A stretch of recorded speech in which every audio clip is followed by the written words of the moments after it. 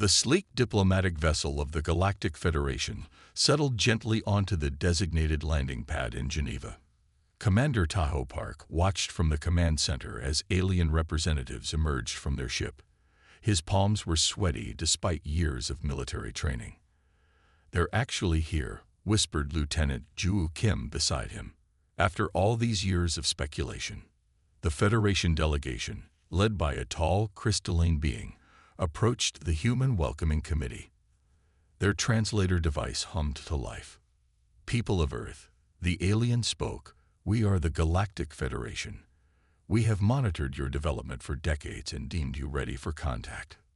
What followed was not the cultural exchange humans had imagined. Instead, the Federation representatives explained the real reason for their arrival. A devastating interstellar threat called the Void Collective was approaching, and all species were required to contribute to the unified defense. "You have 5 years to meet these technological and military quotas," the alien said, transferring data to Earth's systems. "Your cooperation is mandatory for galactic survival." As the Federation representatives departed, Tahoe turned to Ju. "They don't seem impressed with us." "No," she replied.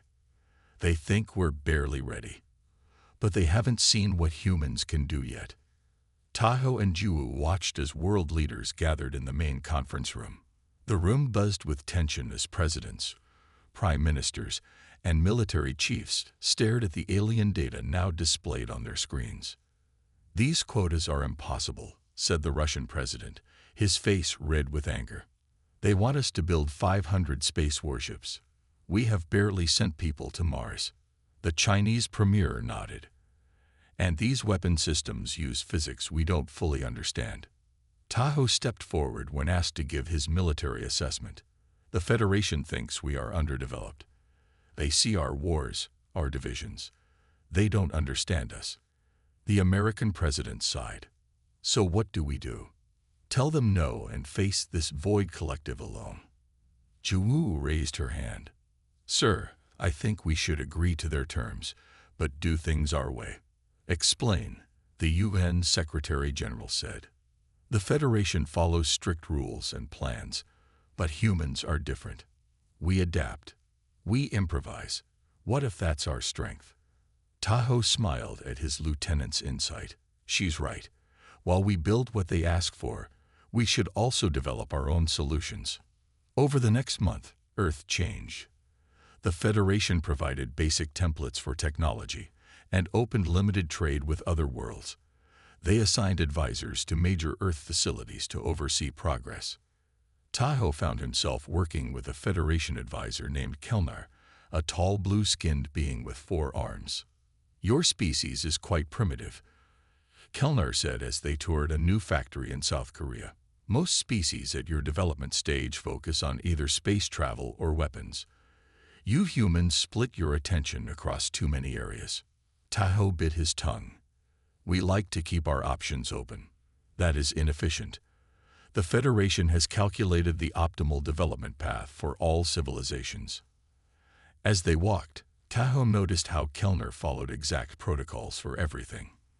The alien measured each step, followed precise routes, and spoke using standardized phrases. That evening, Tahoe met with Ju and other Earth military leaders in a secure room designed to block alien monitoring. "They're too rigid," said General Minjin. "Every Federation species I've met acts the same way. They follow plans made thousands of years ago. And they all underestimate us," added Ju. "The Federation advisor in my division treats me like a child. But I've seen their battle plans for the Void Collective. They're using outdated tactics." Tahoe tapped his tablet, bringing up classified human research. "Our scientists have been studying the limited data we have on the Void Collective. Their main strength is adaptation. They learn from each battle and change their approach, which means the Federation's fixed battle plans will fail," Ju concluded. "Exactly. But they won't listen to us." When I suggested more flexible tactics to Kelnar, he laughed and said humans don't understand space warfare. General Minjin stood up. "Then we do both. We build what the Federation demands to keep them happy. But secretly, we prepare our own way. 3 months after first contact, the first Federation training ship arrived to begin teaching human pilots. Taiho and Juwu were among the first class of 50 officers. Their instructor, Captain Zella, was a reptilian being with golden scales. "Today you will learn proper Federation flight patterns," she announced. "These formations have been perfected over 9,000 years of warfare." The humans entered flight simulators that matched Federation ships. Taiho quickly noticed that the training focused on memorizing exact maneuvers rather than understanding principles. During a break, he whispered to Juwu, "Their combat style is all memorization. What happens when the enemy does something unexpected?" "They probably have protocols for that too," she replied. 1,000 different memorized responses. When Taiho tried an innovative maneuver during training, Captain Zella immediately failed him. "That is not regulation procedure," she said sharply. "Such creativity gets pilots killed. Federation ships move as one perfect unit." That night, Taiho couldn't sleep. He kept thinking about the differences between humans and the Federation species. Early the next morning, he called Juwu. "I need to show you something," he said. They met at a small coffee shop in Geneva, far from Federation advisors. "Look at Earth history," Taiho said, showing her his tablet. "Every major military victory came from adaptation, surprise, or unconventional thinking. The Federation doesn't value these things." Juwu nodded slowly. "The Void Collective adapts quickly. The Federation fights with fixed patterns. That's why they're losing. And why they need more species to join the fight. They're just throwing numbers at the problem." Juwu smiled suddenly. "So while we build their ships and train with their tactics, we secretly prepare to fight our way," Taiho finished. "Humanity's way." As they walked back toward the Federation compound, they passed a playground where children played an improvised game with rules they changed every few minutes. Nearby, a Federation advisor watched with visible confusion. "They really don't understand us," Juwu said softly. Taiho looked up at the sky, thinking about the threat coming from the stars. And that might be exactly what saves us all. Federation Inspector Zolant moved through the human shipyard with growing frustration. His antenna twitched as he checked off items on his digital tablet. 3 years had passed since first contact, and Earth's progress troubled him greatly.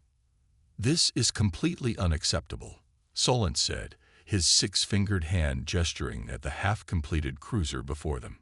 "Your progress reports show minimal advancement toward the heavy cruiser quota. All other species are at least 80% compliant at this stage." Dr. Minho Lee, head of Earth's Defense Initiative, nodded politely. His face remained calm despite the alien's obvious irritation. "We understand your concerns. We're working diligently." "Working diligently? You have completed only 12 cruisers when you should have 40 by now." Solent's skin flushed a deep purple. "The Void Collective approaches, Dr. Lee. Your planet's survival depends on meeting these quotas." "We are aware of the threat," Minho replied. "But we've had to adapt Federation designs to our manufacturing capabilities." What Minho didn't mention was that Earth scientists had identified critical flaws in the Federation's defensive strategy. Human analysis suggested the Void Collective operated on principles the Federation fundamentally misunderstood. Zolant pointed to a nearby shuttle. "The Trinaxians joined the Federation only 10 years before Earth, yet they have met 95% of their quotas. They didn't make excuses about adaptation difficulties." Minho smiled thinly. "We are not Trinaxians, Inspector. Humans work differently." After the inspection ended, Minho watched Solent's shuttle leave Earth's atmosphere. Only when the ship disappeared from view did he allow his shoulders to slump with relief. Later that night, Minho met with Colonel Doyem Kang and Engineer Jisu Ba in a secure facility beneath Seoul. The room sat 50 meters underground, specially designed to block all Federation monitoring devices. "Another delightful meeting with Inspector Zolant?" Doyem asked, noting Minho's tired expression. "He grows more impatient each visit," Minho replied. The Federation doesn't understand why we're behind schedule. Jisoo activated the main display screen. They wouldn't understand even if we told them. Look at these latest simulations. The screen showed a battle between Federation forces and the Void Collective. The simulation ran 3 times with slight variations, but each ended the same way, with Federation ships destroyed. The Federation's approach won't work, Jisoo explained, pointing to her simulations. The Void Collective adapts too quickly to standardized responses. We need something unpredictable. Have you shared this with the Federation? Do-yeon asked. Minho shook his head. We tried. They dismissed it as human inexperience and an excuse for our underperformance. Then we continue our own way, Do-yeon decided. Project Wildcard proceeds as planned. Jisoo pressed a button, and the display changed to show Earth's secret projects. While the Federation monitored the construction of regulation cruisers and fighters, humans had been developing alternative designs in hidden facilities around the world. The EMP disruptors are ready for testing, Jisoo said. Our theory is that they will interfere with the Void Collective's hive mind communication and the adaptive shield systems. Minho asked. 90% complete. Unlike Federation shields that maintain constant frequencies, ours shift patterns randomly. The Void Collective won't be able to calibrate their weapons effectively. Do-yeon studied the data with approval. What about our communication with the Collective Splinter faction? This was perhaps their most dangerous secret. 6 months earlier, a human deep space probe had encountered what appeared to be an outcast group from the Void Collective. Rather than attacking, humans had established tentative communication. We've learned much, Minho said. They confirmed our suspicions about the Collective's adaptive capabilities and their weaknesses. The Splinter group broke away because they opposed the main Collective's expansion. The Federation would never approve of negotiating with any part of the Void Collective, Jisoo noted. The Federation has fought the same way for 10,000 years, Do-yeon replied. They can't imagine alternatives. The next morning, a Federation training exercise was scheduled at the lunar base. 200 human pilots would demonstrate their abilities for Federation officers. Commander Taho Park led the human squadron, with Lieutenant Joo Kim as his second. Both had excelled in Federation training, memorizing all standard maneuvers perfectly. Federation Captain Zella observed from the command center. Begin pattern Epsilon 9, she ordered. The human ships moved in precise formation, executing the complex maneuver flawlessly. Zella nodded with satisfaction. Now respond to simulated void attack from Sector 4, she commanded. The human ships broke into the exact defensive pattern taught by Federation trainers. Not a single ship deviated. After the exercise, Zella approached Taho. Your pilots have improved significantly, Commander. Perhaps we underestimated human capacity for discipline. We aim to meet Federation standards, Captain, Taho replied respectfully. What Zella didn't know was that each night after official training, those same pilots practiced very different maneuvers in simulations designed by Jisoo Ba. Meanwhile, in Washington, D.C., world leaders gathered for a classified meeting. Representatives from all major nations received updates on both the official Federation-approved preparations and the secret human initiatives. The Federation grows suspicious, the American president warned. They've increased monitoring of our facilities. Can we maintain the deception long enough? Asked the Chinese premier. Dr. Minho Lee stood to address the gathering. We must. Our latest intelligence suggests the Void Collective will reach our sector within 18 months, not 2 years as the Federation claims. And our secret preparations? The Russian president asked. Project Wildcard is 70% complete, Minho replied. We need 6 more months to finish our alternative fleet and weapons. The Federation expects those 6 months to be spent catching up on their quotas, the UN Secretary-General noted. Then we will appear to accelerate production of their designs, Minho said. We'll work around the clock on their ships during day shifts and on our own during night shifts. That evening, Jisoo Ba worked late in her lab, testing a new communication device designed to penetrate void collective jamming. A soft beep announced an incoming message from the Splinter faction. The alien script translated on her screen. Main collective has altered attack timeline. They come sooner than expected. Prepare. Jisoo immediately contacted Minho and Doyun. Within an hour, they gathered again in the secure facility. We may not have 6 months, Jisoo explained after showing them the message. Minho's face grew grim. Then we accelerate everything. Tell all facilities to move to emergency protocols. We work day and night. The Federation will notice, Doyun warned. Let them.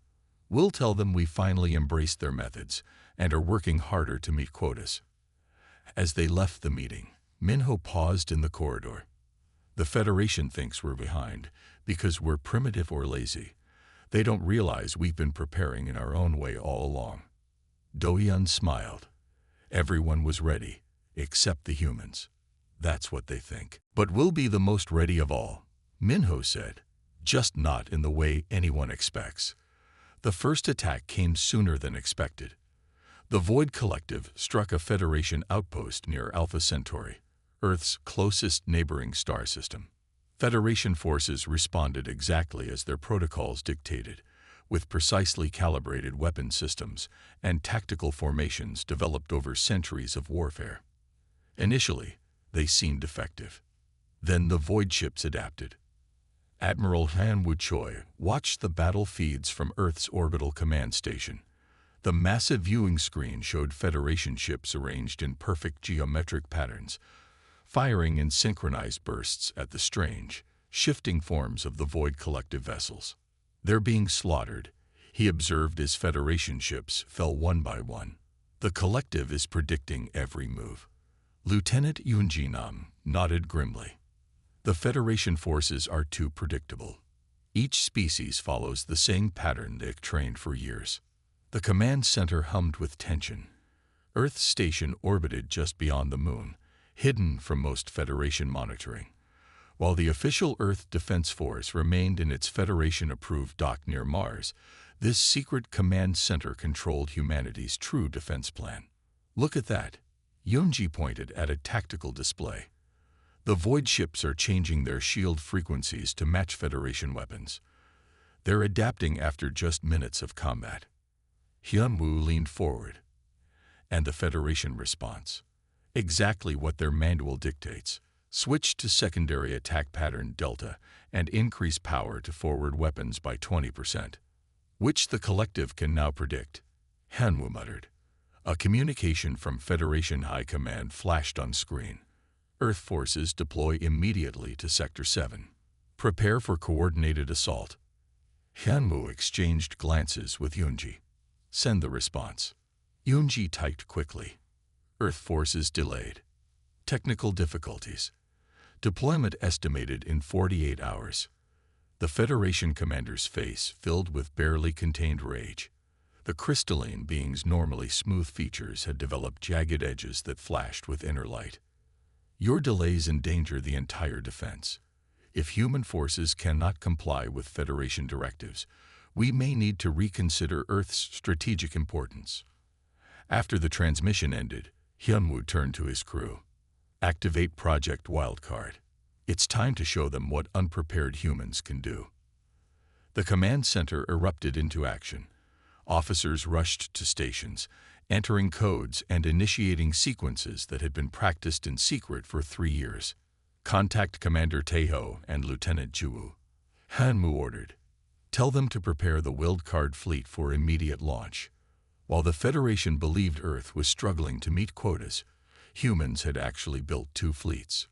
One followed Federation designs exactly and remained highly visible. The other, the Wildcard fleet, incorporated human innovations and had been hidden in underground facilities, underwater bases, and secret lunar caves. Sir, Yoonji called out, Dr. Minho reports the EMP disruptors are ready for deployment. Engineer Jisoo has completed final testing on the adaptive shields. Hyun-woo nodded. And our communication with the Splinter faction. They confirm the main collective fleet consists of 12 hive ships and 400 drone vessels. They provided updated data on communication frequencies. A junior officer approached with a tablet. "Sir, the Federation is sending inspectors to verify our technical difficulties claim." "Let them come," Hyunwoo said calmly. "They'll find exactly what they expect, humans scrambling to repair substandard equipment. Meanwhile, we'll be launching from our secondary sites." 6 hours later, Federation Inspector Xolant arrived at the Mars shipyard. He found humans in apparent disarray, with half-assembled ships and crews working frantically on repairs. "This is exactly what I feared," Xolant said to Dr. Minho Lee, who had come to meet him. "Your species wasn't ready for Federation membership. Now your failures put the entire defense at risk." Minho bowed his head in apparent shame. "We are doing our best, Inspector. Perhaps if we had more time." "There is no more time. The Void Collective has destroyed 3 Federation outposts and decimated our first defense fleet. They will reach Earth in less than 2 weeks if we cannot stop them." 2 weeks. Minho appeared shocked. "The Federation said we had months." Solent's antenna twitched nervously. "The situation has changed. The collective moves faster than our models predicted." What Solent didn't know was that human intelligence had already warned of this acceleration. While he inspected the Mars facility, the real action was happening elsewhere. Deep beneath the Pacific Ocean, the first ships of the Wildcard fleet powered up. Unlike the sleek, standardized designs of Federation vessels, these ships varied greatly in size and shape. Some were small and agile, designed for unpredictable movement patterns. Others were larger, with unusual weapon configurations that had never been seen in Federation combat. Commander Tahoe Park stood on the bridge of the flagship, named Horizon. "All systems check complete," reported Lieutenant Ju Kim. "The fleet is ready." "Begin launch sequence," Tahoe ordered. "Maintain communication blackout until we clear the solar system." Across Earth, similar launches occurred from hidden facilities. Ships rose from the ocean depths, emerged from mountain hangars, and departed from camouflaged lunar bases. None matched Federation specifications. All carried technology the Federation had dismissed as primitive or ineffective. Back at the orbital command station, Admiral Hyunwoo received confirmation of the successful launches. "The Federation will detect them soon," Yeonji warned. "It doesn't matter now," Hyunwoo replied. "The battle has already begun. We can't hide anymore." As if on cue, an emergency transmission came from Federation High Command. The crystalline commander appeared even more jagged than before, a sign of extreme stress. "Admiral Choi, we detect unauthorized launches from Earth. Explain immediately." Hyunwoo straightened his uniform. "Those are Earth's defense forces, Commander. We are deploying to assist Federation ships. Those vessels do not match approved designs. You were instructed to build specific ship classes with standardized systems. We built those too," Hyunwoo said calmly. "They remain at Mars, ready for inspection. These ships represent Earth's supplementary contribution." The Federation commander struggled to maintain composure. "Return those ships immediately. Unapproved vessels will disrupt our battle formations and tactical protocols." "With respect, Commander, your protocols are failing against the Void Collective. We offer an alternative approach." "This is insubordination. Earth forces must integrate with." Hyunwoo cut the transmission. "We've wasted enough time explaining ourselves." He turned to his crew. "Send battle coordinates to Commander Tahoe. The Wildcard fleet will engage the collective at these positions." Yoonjae looked worried. "Sir, we're directly violating Federation command." "We're trying to save lives, Lieutenant, including Federation lives." Hyunwoo studied the tactical display showing the advancing Void Collective. "They think we're unprepared because we didn't follow their rules. They're about to learn that being unprepared by their standards doesn't mean we're unprepared by ours." As the Wildcard fleet approached the battle zone, they received a final message from Earth.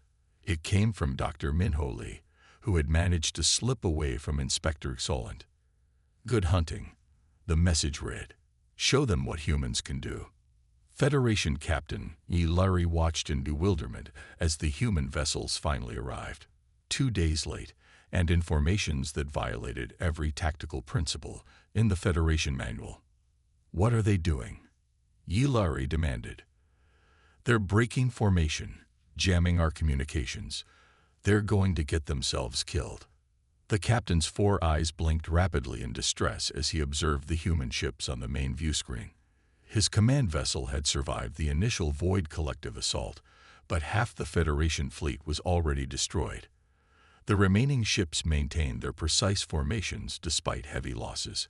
Sir, the humans are requesting that we clear Channel 7 for their communications, reported his communications officer. Denied. Larry snapped. They must use standard Federation battle channels. These humans will destroy us all with their chaos. But something unexpected happened. The human ships moved in chaotic, seemingly random patterns. They used electromagnetic pulses in novel ways. Some ships appeared to malfunction, only to suddenly power up and attack from unexpected vectors. The Void Collective's prediction algorithms faltered against the human approach. Larry watched in growing amazement as the sleek black Void ships began to miss their targets.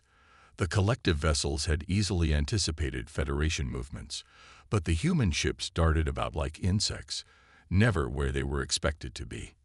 On the Earth flagship Prometheus, Commander Tahoe Park smiled as he watched the collective ships hesitate. They can't predict what they don't understand, he said to Lieutenant Ju Kim. And they definitely don't understand humans. The Prometheus bridge hummed with activity. Unlike the quiet, orderly bridges of Federation vessels, the human command center buzzed with constant communication, rapid decisions, and frequent course adjustments. Should we inform the Federation about our communication with the collective splinter faction? Ju asked. Tahoe shook his head. Not yet. First, let's show them our EMP disruptors work. He pressed a button on his command chair. All ships, deploy EMP disruptors on my mark. Target the 3 largest high ships. The human fleet acknowledged. 20 smaller vessels broke from their erratic patterns and formed a loose circle around the main collective ships. Now, Tahoe ordered. The human ships deployed their secret weapon, devices that interfered with the Void Collective's hive mind communication. Suddenly, enemy ships began to move erratically, some even firing upon each other. Larry's mandibles clicked in amazement. How are they doing this? His second-in-command, a tall insectoid named Velex, studied the sensor readings. Unknown. Captain, the humans are using some kind of energy pulse we've never seen before. It appears to be disrupting the collective's coordination. Impossible, Larry muttered. The Federation has tried jamming collective communications for centuries. Their hive mind uses quantum entanglement. It cannot be disrupted. Yet the evidence was clear on the view screen.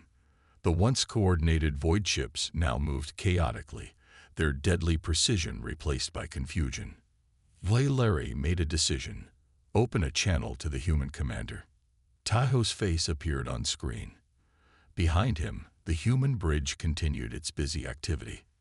This is Federation Captain Larry. Your ships are violating every protocol of the Combined Defense Agreement. Tahoe nodded respectfully. Captain, with all due respect, the protocols weren't working. The collective was predicting every move. What technology are you using? How are you disrupting their communications? We call them EMP disruptors, though they're more complex than simple electromagnetic pulses. They create a field that interferes with the quantum state of the collective's hive mind links. Larry's scientific officer interrupted.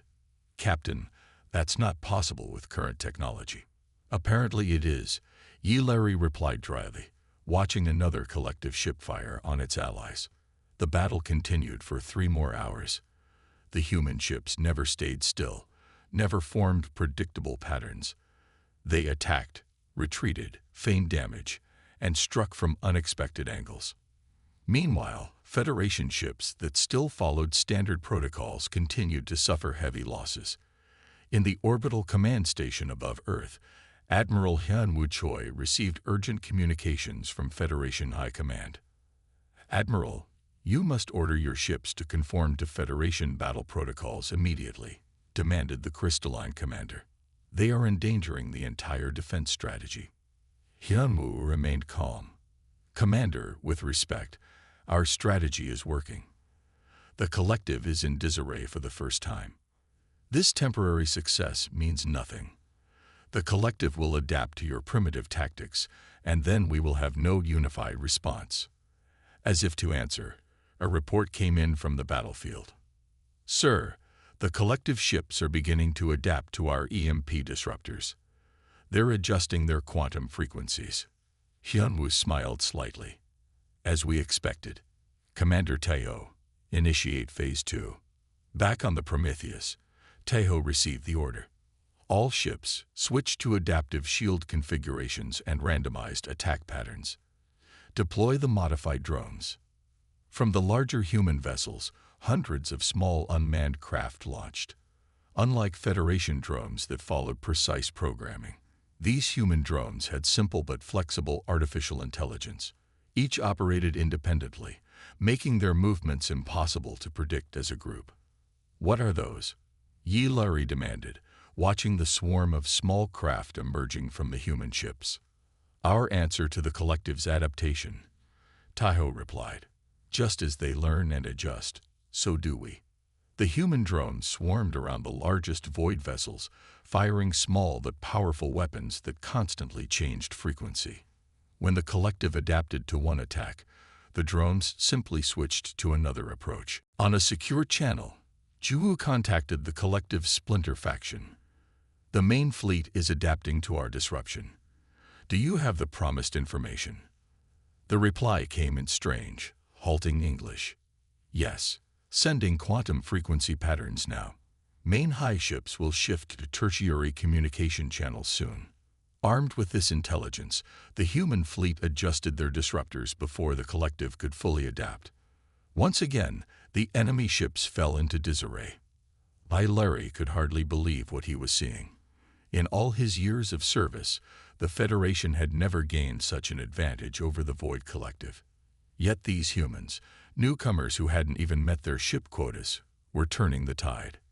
"Captain," Velix reported, 3 collective high ships are retreating. The smaller vessels are losing coordination.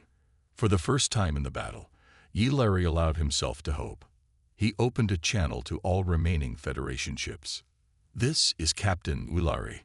All vessels are instructed to adopt flexible attack patterns, coordinate with the human ships, and mirror their approach where possible." The order violated centuries of Federation tactical doctrine. Yi Larry knew he might face court-martial for this decision. But as he watched the Void Collective falter under the human assault, he couldn't deny the results. "Sir," Taeho called over the communication channel, "we're sending tactical data to help your ships adapt. It won't be easy to change your approach mid-battle, but even small variations in your movements will help." Yi Larry nodded. "Thank you, Commander. Perhaps we have more to learn from humans than we realized." As the battle continued, the tide slowly turned. Federation ships began to break from their rigid formations, creating confusion for the collective's prediction algorithms. Human EMP disruptors continued to interfere with enemy coordination. For the first time in the long war against the Void Collective, the Federation forces were winning not by overwhelming force, but by being unpredictable. "They never expected this," Juwoo said quietly as she watched the battle unfold. "Not the Federation, not the collective." Taeho smiled. "That's humanity's greatest strength. We're the wild card no one saw coming." 3 months later, representatives from 37 Federation species gathered on Earth, something previously unimaginable. They came to learn the human way of war. The Grand Meeting Hall in Geneva had been rebuilt after the Void Collective's brief attack on Earth. Sunlight streamed through new windows, illuminating the strange and varied forms of the alien visitors. Some floated in anti-gravity chairs, others stood on multiple legs, and a few shimmered as if not fully present in this dimension. Federation Supreme Commander Jolak addressed the assembled human leadership. Unlike the crystalline beings who had first contacted Earth, Jolak was a massive tentacled creature whose skin changed colors as he spoke. Your species achieved what centuries of Federation tactical development could not. The Void Collective is retreating across all fronts where your methodologies have been implemented. The words came reluctantly, but the data couldn't be denied. In the 3 months since humans had first deployed their unconventional tactics, the war had changed completely. Federation forces that adopted human approaches were winning battles. Those that clung to traditional methods continued to fail. Dr. Minho Lee stepped forward. He had lost an arm during the attack on Earth, now replaced with a simple prosthetic. We simply approached the problem differently. Your civilization values order and predictability, admirable qualities that built your Federation. But against an adaptive hive mind, those became weaknesses. Humans, said Colonel Do-Yum Kang, excel at chaos. We thrive on uncertainty.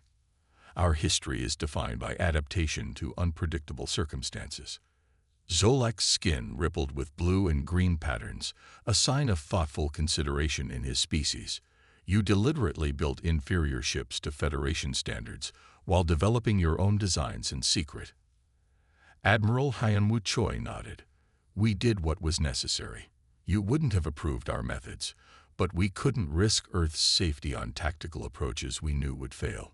The Federation representatives murmured among themselves. In any other circumstance, Earth would face severe penalties for such deception. But the results spoke for themselves. The collective has regrouped, Jolak continued. Their main fleet gathers near the Orion Nebula. Our projections suggest it will attack within 1 month. We must prepare a final, decisive battle. Commander Tahoe Park studied the star charts. They're adapting to our current tactics. The disruptors won't be as effective next time. Then we change again, said Lieutenant Ju Kim. We show them something new. In the weeks that followed, humans trained Federation forces in principles rather than specific tactics. They taught improvisation, independent thinking, and rapid adaptation. Concepts foreign to many Federation species accustomed to rigid hierarchies and fixed protocols. Some learned quickly. The insectoid Vilections, including Captain Yulari, who had witnessed the first human victory, proved especially adept at absorbing the new approach. Others struggled, their neural structures or cultural backgrounds making improvisation difficult. Engineer Jisoo Ba developed new technologies with help from Federation scientists who had finally opened their minds to human ideas. The result was a hybrid approach. Federation precision combined with human unpredictability. The key is controlled chaos, Jisoo explained to a group of Federation engineers. Not random actions, but unpredictable patterns with purpose. The final battle came 3 weeks later. Federation forces, now trained in human tactics, engaged the Void Collective's main fleet. Human disruptor technology severed the enemy's hive mind connections. Ships piloted by humans and Federation allies executed maneuvers no tactical computer would have recommended. The battle began near Jupiter, where the combined fleet gathered.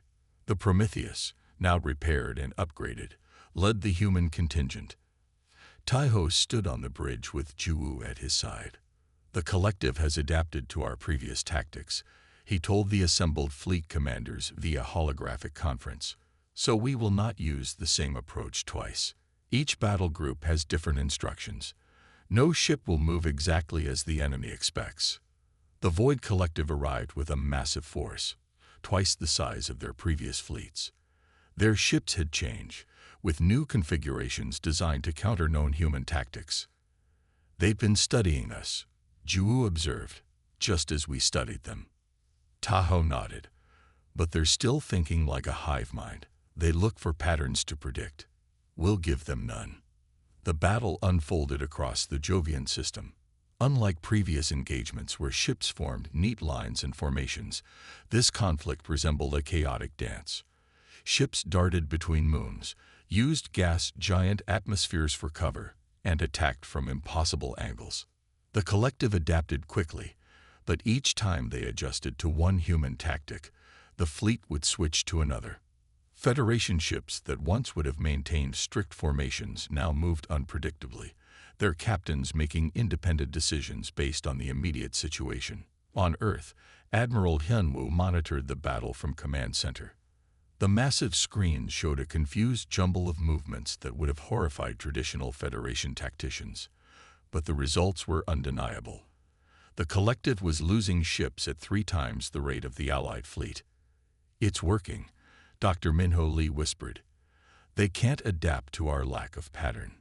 Then came the moment that turned the tide completely. Human ships deployed their newest weapon, quantum scramblers designed by Jisoo Ba. Unlike the EMP disruptors, these devices didn't just interfere with collective communication. They fed false data into their hive mind. Suddenly, collective ships began firing on empty space, evading attacks that weren't coming, and leaving themselves vulnerable to actual threats.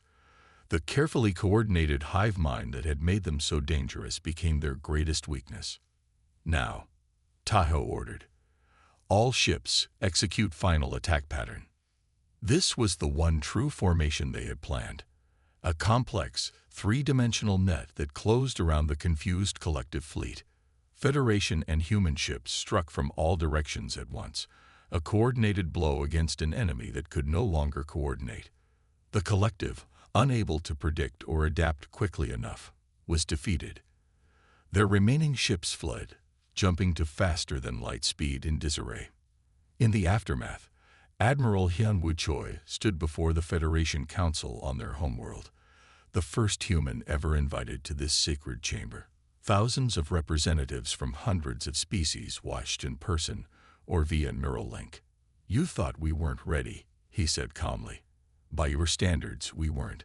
But sometimes being unprepared means being prepared in ways others can't imagine." The Federation's new defense protocols, drafted with significant human input, emphasized adaptability over rigid response patterns.